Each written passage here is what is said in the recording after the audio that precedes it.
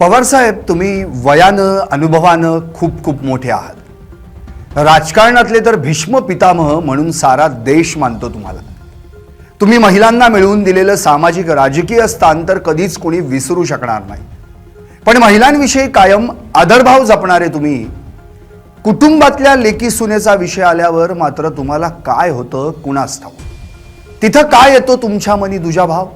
आता कालचंच उदाहरण घ्या। बारामती पोटनिवडणुकीविषयी पत्रकारांनी विचारलेल्या प्रश्नांना उत्तर देताना तुमच्या तोंडून तुमच्या सुनेचं म्हणजे सुनेत्रा काकींचं साधं नावही येऊ नये, इतकी कटुता। पण त्याच वेळी लेकीचं नाव घेऊन तोंड भरून कौतुक आणि भरभरून प्रशंसा। पत्रकारांनी विचारलेला प्रश्न आणि त्यावर शरद पवारांनी दिलेलं उत्तर एकदा ऐकूयात, म्हणजे मला काय म्हणायचंय ते अधिक स्पष्ट होईल।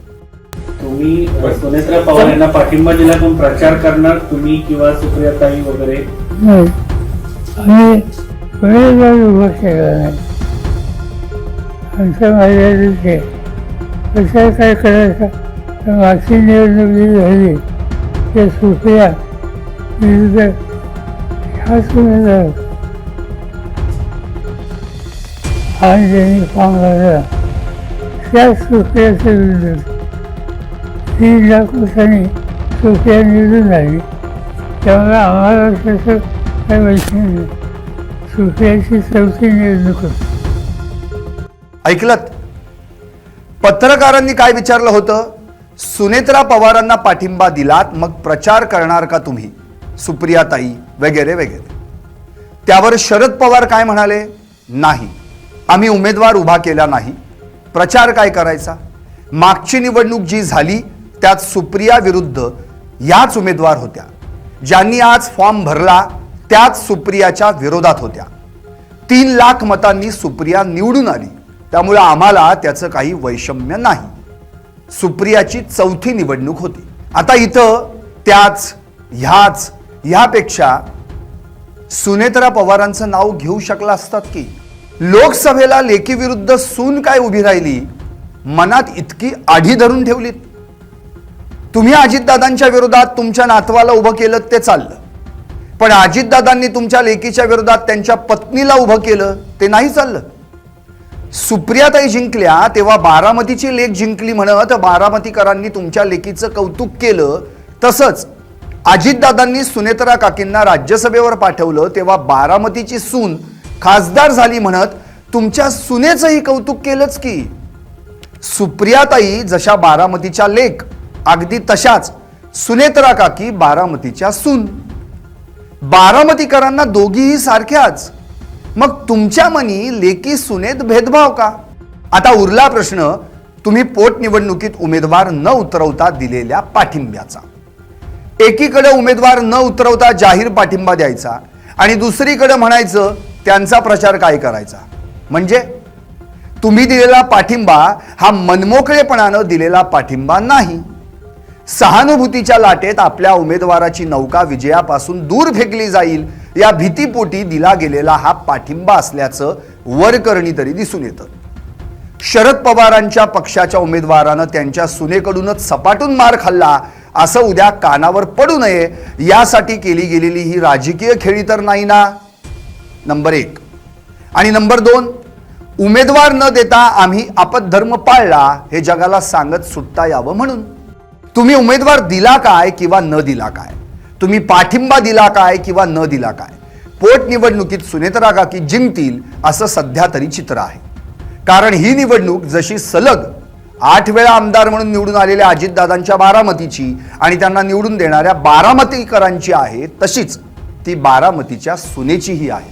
आता थोडं सुनेत्रा काकींच्या प्रतिस्पर्धी उमेदवारांविषयी म्हणजे आकाश मोरेंविषयी बोलू। कोण आहेत आकाश मोरे? विजयराव मोरे यांचे चिरंजीव। कोण आहेत विजयराव मोरे? समाजवादी पक्षातून काँग्रेसमध्ये घेत शरद पवारांनी ज्यांना 1990 मध्ये विधान परिषदेवर पाठवलं होतं ते माजी आमदार विजयराव मोरे। 2024 मध्ये पार पडलेल्या लोकसभेला सुप्रिया सुळेंचा आणि त्याच वर्षी पार पडलेल्या विधानसभेला योगेंद्र पवारांचा प्रचार करतेवेळी हेच विजयराव मोरे शरद पवारांच्या खांद्याला खांदा लावून उभे राहिले होते। आता त्याच शरद पवारांनी जर सुनेत्रा काकींविरोधात उमेदवार दिला नाही, मग विजयरावांनी आपले चिरंजीव आकाश मोरे यांना पोटनिवडणुकीला का उभं केलं?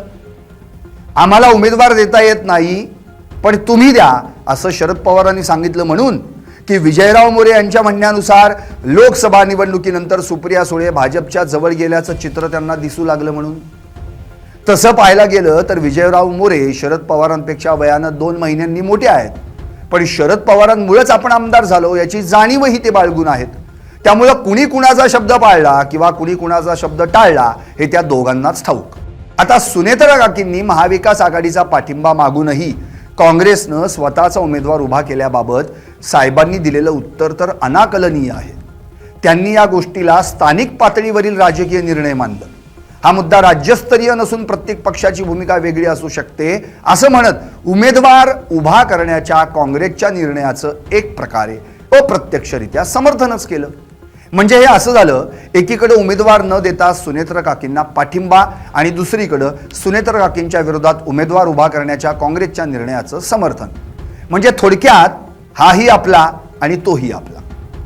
असो, वयाच्या 85व्या वर्षीही तुम्हाला व्हीलचेअरवर बसून राज्यसभेच्या खासदारकीची शपथ घ्यावीशी वाटते, यातूनच पवारसाहेब राजकारणाशिवाय राहू शकत नाहीत हे सिद्ध होतं. पण हेच राजकारण जेव्हा घराच्या चौकटीतून आत शिरतं तेव्हा या राजकारणातला दुजा भावाचा कटुतेचा रंग चढतो. अशा वेळी मला माजी आमदार अमोल मिटकरी यांनी अजितदादांचा जिथं अपघात झाला त्या गोजूबावी येथे जाऊन त्यांनी लिहून ठेवलेल्या त्यांच्या पत्रातील ती ओळ आठवते. अजितदादा, बारामतीत तुम्ही नाही म्हणजे पंढरीत विठ्ठल नाही. तुम्हाला काय वाटतं? व्हा व्यक्त आणि पहा LS मराठी फक्त.